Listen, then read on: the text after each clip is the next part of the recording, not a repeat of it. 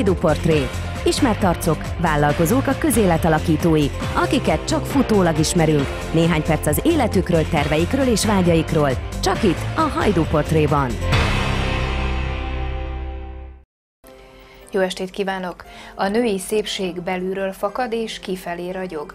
Ezt vallja Halász Krisztina mesterkozmetikus, a Lélek Kozmetikai Iskola alapítója. Jó estét kívánok, köszöntelek nálunk! Köszöntelek én is. Ki az a hölgy, aki ne szeretne szépnek, harmonikusnak kinézni, aki ne szeretne mondjuk kisugárzással bírni? Hogyan segít ehhez a lélekkozmetika? Mert hát ez a te foglalkozási köröd. Igen, több szempontból, tehát egyrészt, ha valamilyen problémája van a vendégnek, kozmetikai jellegű problémája, akkor abban tudunk hatékonyabbak lenni és gyorsabbak, hogyha odafigyelünk arra is, hogy ennek milyen belső oka lehet. Másrészt pedig, ha egyszerűen csak rosszul érzi magát a bőrében, fáradt, nehéz időszaka volt és feltöltődni szeretne, akkor abban is azon túl, hogy ilyen spa vagy wellness jellegű kezeléseket kap, célirányosan tudunk segíteni, hogy minél hamarabb kilábaljon ebből a korszakból. Mivel te vagy az alapítója a Lélekkozmetikai Iskolának, ezért nyilván van egy önmagad által definiált fogalom is, hogy mit értünk ez alatt lélekkozmetika. Hogyan fogalmaznád meg? Gyakorlatilag összegyúrtam a kozmetikát és a pszichológiát. Ez volt egyébként minden álmom. Azért lettem kozmetikus és pszichológus, illetve mentálhigiénikus egész pontosan egyszerre, mert nagyon korán felismertem azt, hogy a bőr és a lélek állapota összefügg. Ez nem is véletlen, hiszen ugyanabból a csírahámból fejlődött ki a bőr is, mint az idegrendszer az ektodermából. Tehát gyakorlatilag olyan, mint egy kifordított idegrendszerben járnánk, és minden látszik a bőrön. Ugyanakkor vannak olyan lelki problémák, amik megint hatással vannak a megjelenésünkre, a kisugárzásunkra, a bőr állapotainkra, és aztán ez az a pont, amikor a kígyó a farkába harap, és ha csak kozmetikusként hatóanyagokkal kezelünk, akkor mindig csak egy oldalról, egy irányból kap megerősítést, és az ok, ami miatt az egész tünet együttes kialakul, az megoldatlan marad. Úgyhogy az hívta életre, hogy szeretnék nagyon hatékony lenni kozmetikusként a munkám során, és kezdve a tinédzserkori bőrproblémáktól, az aknés tünetektől, amit nyilván egy hormonváltozás okoz, viszont ez együtt jár egy olyan lelki, énkereső, önkereső időszakkal is, amikor nagyon könnyen kibillennek a fiatalok az egyensúlyukból, egészen a klimaxig, amikor megint csak egy hasonló felborult állapot van, és ez időszakon belül mindenféle apró cseprő, stresszből adódó állapotok javítására szolgál. Milyen eszközök, milyen módszerek segítik a pszichológia és a biológia találkozását a lélekkozmetikában?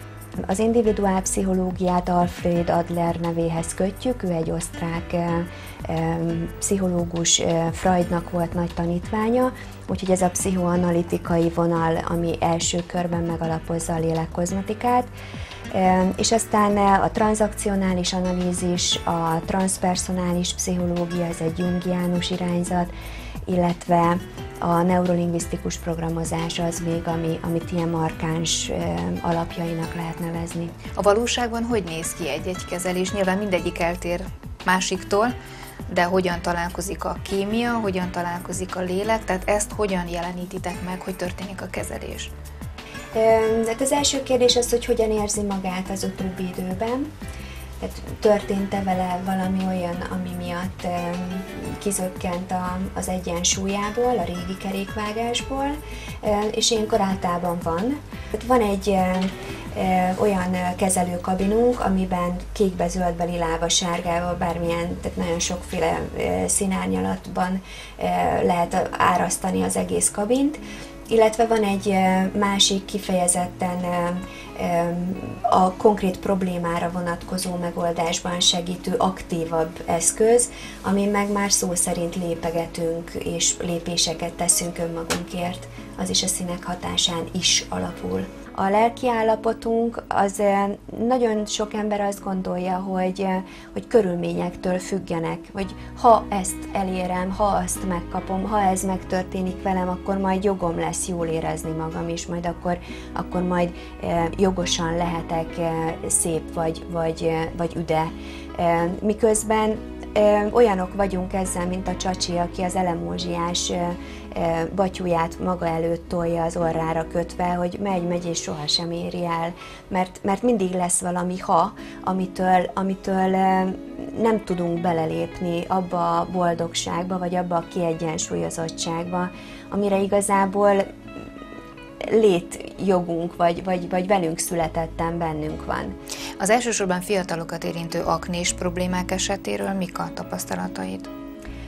Az aknénak nagyon sokszor egy ilyen elhúzódó serdülőkori lelki válság van a hátterében, és ha sikerül eljutnia lelkileg a felnőtté válás, a férfivé válás, vagy a nővé válásnak abba a szakaszába, amikor már nem kisfiúként vagy kislányként viselkedik, hanem az önértékelésében, az önállóságában ér el egy magasabb szintet, akkor a kései aknék is elmúlnak. A mai világban mindenkinek nagyon fontos, hogy jól nézzen ki, a hölgyeknek különösen, hiszen így talán többre jutnak az életben. Vannak-e olyan raffinériák, olyan praktikák, amelyek itt elsajátíthatók és otthon is gyakorolhatók? Annak érdekében, hogy önállóan otthon kozmetikai kezelést végezzünk, vagy úgy sminkeljünk, hogy az tényleg hozza azt, amit egyébként szeretnénk. Vannak, és ez is egészen az ősidőkig nyúlhat vissza, hiszen annak idején, amikor az ősember kifestette magát egy-egy vadászat előtt, felkészítette ezzel magát lelkileg arra, hogy ő erős legyen és szembe tudjon nézni a nagy mamuttal. Ugyanezt a technikát nagyon szépen alkalmazzák a No-színházban, például Japánban, amikor nem beszélnek, csak az arcjátékkal, a mimikával és a testbeszéddel játsszák el a darabot, és ott olyan maszkot viselnek, ami nagyon markánsan egy lelki állapotot tükröz. Könnyen megtanulható lélekkozmetikai technika, hogy különböző sminkekhez, illetve különböző smink eszközökhöz kössünk bizonyos életérzéseket, tehát akár önbizalmat, akár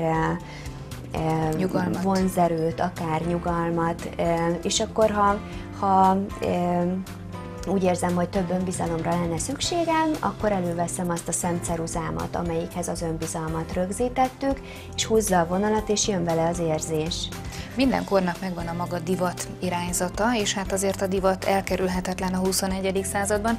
A kozmetikai módszerekben mennyire van jelentősége a divatnak, hiszen most igazából arról beszélsz, hogy önmagunkból kell mindig kiindulni akkor, amikor szépíteni szándékozzuk arcunkat, testünket, akkor itt a divattal nem ütközünk-e? Ez érdekes kérdés, mert nekünk is van olyan szolgáltatásunk, amikor ilyen megszépítő átváltoztatásokat csinálunk, azzal a különbséggel, hogy nem a divat köré, tehát nem a divat eszközöknek megfelelően építjük, vagy tesszük rá a hölgyre, és akkor azt mondjuk, hogy készen van, hanem ezt egy belső folyamat előzi meg, amikor rendbe kerül önmagával, kiderül, hogy mik azok a paraméterek, amiken szeretne változtatni, mi az, amit szeretne erősebben tükrözni önmagáról. Nyilván másképp nézünk ki egy első randin, és másképp egy üzleti tárgyaláson, illetve az a jó, hogyha a nő tud így sáfárkodni a szépségével, hogy azt a részét dominánsan azt erősítse, amire adott helyzetben a legnagyobb szüksége van. Ez a módszer leginkább kiknek ajánlott? Ezt én leginkább üzletasszonyoknak tudom elképzelni, illetve azoknak a fiatal 20 éves lányoknak, akik még keresik önmagukat. Most végül is egy levédett módszerről beszélgetünk, de nem olyan régóta működik ez a módszer. Mik a terveid? Milyen szinten szeretnéd még ezt hasznosítani, érvényesíteni, bővíteni? Gyakorlatilag 2 éve készült el a tananyag, és ott dübörög a fiókomba, hogy mikor tartom már az első professzionális képzéseimet, ugyanis azt szeretnénk, hogyha kozmetikusoknak végzett, már gyakorlatban dolgozó kozmetikusoknak taníthatnánk ezt egy ilyen ráképző iskolában, és hát ennek a engedélyeztetését és üzleti feltételeit valósítjuk meg, valamint az eszközöknek a szabadalmaztatása körül van még néhány teendőnk, úgyhogy úgy tűnik, hogy olyan tavasz környékén már el lehet indulni ebben és nyitni a világ felé. És gondolom, hogy Hajdúszoboszló is piac lehet. Olyannyira, hogy ilyen lélekkozmetikai sminkiskolát, professzionálisat indítottunk már, és ezen már vett részt hajdúszoboszlói kolléganő, és nagyon úgy tűnik, hogy itt lesz az első egysége majd ennek a rendszernek. Na hát érdekes dolgokat hallottunk, köszönöm szépen, hogy eljöttél hozzánk te is. Én is köszönöm a meghívást, sziasztok! Önöknek is köszönöm a figyelmet, várjuk Önöket vissza viszontlátásra.